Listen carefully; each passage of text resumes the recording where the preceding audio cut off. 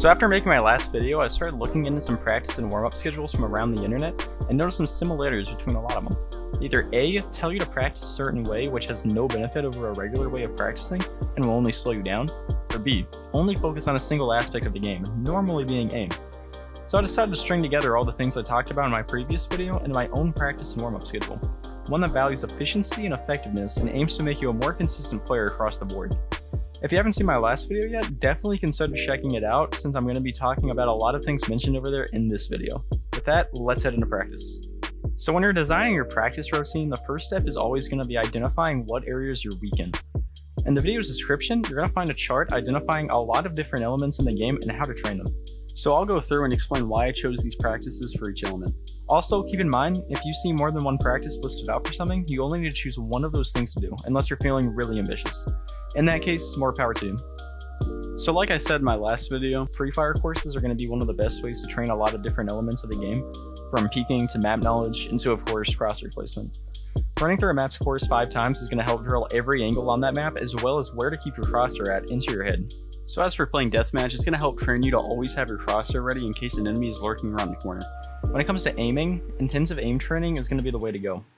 Like I said in my last video, this map is ridiculously efficient when it comes to training aim, so it makes sense to spend a lot of time here.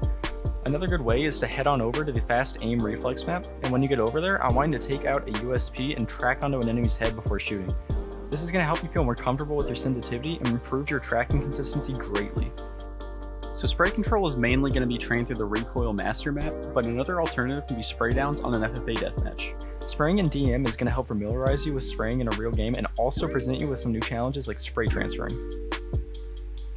Reading opponents is going to be trained through playing on retake servers since it forces you to predict how an enemy is going to play through a situation.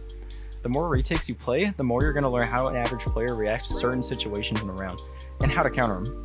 Another thing you can do is watch one of your recent demos. When you're doing that, make sure to pay attention to how enemies react to what you do, and take note on how you could punish them for that in the future. Also keep an eye on the rounds you did well in and identify what caused you to succeed in them.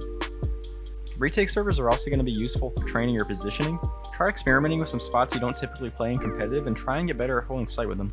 Then find ways to make that spot more successful during an after plant situation. Again, I'm also going to recommend FFA Deathmatch. Try holding a spot on sight in Deathmatch and see how long you can last.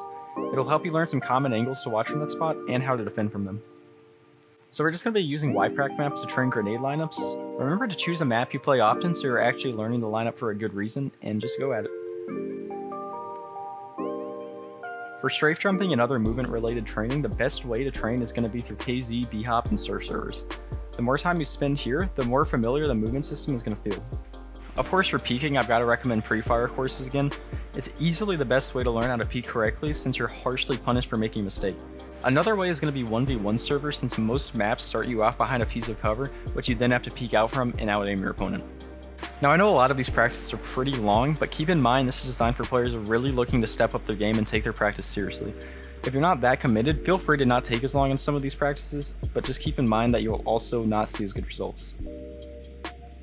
So now I'll go through as if I'm designing my own schedule as an example. I'm going to go ahead and pick out 3 things I know I need to work on, so let's start with crosshair placement, positioning, and aim. That would mean my practice routine would consist of 750 hits on intensive aim training, 5 completions of a Maps Free Fire course, and 25 minutes on a retake server. Ideally, I'd stick to this routine for a solid week or so, making sure to go through it at least every other day, then reevaluate at the end to see how I'm doing. If I feel like my positioning has improved and I want to work on spray control, I'd swap out retake servers with some time on either FFA Deathmatch or Recoil Master and go from there. So warm-ups are going to be way shorter and cover almost every area of the game in one way or another. Here's the full warm-up routine I'd suggest. Start with 450 aimbot kills. Divvy it up to 150 tapping kills, 150 bursts, and 150 spray downs with transfers. Doing all that should get you warmed up to the 3 main methods of shooting. I know some warm-ups are going to have you get some kills with a deagle or USP2, but there's really no purpose to it as you're supposed to be warming up your aim, not your ability to wait for the deagle shot accuracy to reset. When you're doing your spray downs, I'd suggest switching to your CT side rifle at 75 kills so you'll be warmed up to that spray too. So after that, go ahead and hop into a KZ server for roughly 5 to 10 minutes just to warm up your movement. This is going to be to avoid that clunky feeling you may have when you first start out playing a match. And to finish it off, go ahead and complete the pre-fire course of the map you plan on playing.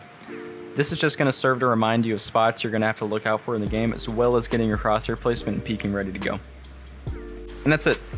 The whole warm-up process should only take about 20 minutes, and by now, every part of you should be warmed up and ready to roll.